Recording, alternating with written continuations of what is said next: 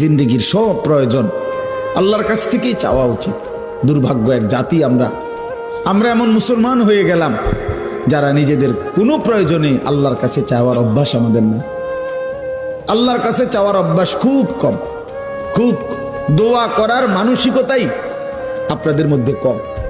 ও শুধু driver টোকায়, driver মানে হুজুর, হুজুর কেবল হুজুর টোয়া, হুজুর দিয়া দোয়া করানো, হুজুর দিয়া। আরে ভাই, হুজুর দিয়ে দোয়া করানো নিষেধ না, হুজুর দোয়া করবে ঠিক আছে, কিন্তু নিজের আহাজারি, নিজের চোখের পানি, নিজের কান্না, নিজের আরজি নিজেই আল্লাহর কাছে পেশ করা উচিত। বান্দার কাকুতি মিনতি আল্লাহর খুব পছন্দ, আল্লাহর খুব পছন্দ, আল্লাহ তাআলার খুব পছন্দ।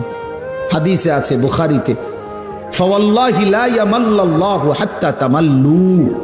নবীজি বলছেন, আল্লাহর কসম উম্মত, তোমরা চাইতে চাইতে আল্লাহর কাছে ক্লান্ত হয়ে যাবে, কিন্তু রব্বে করিম দিতে দিতে একবারও ক্লান্ত হবেন না।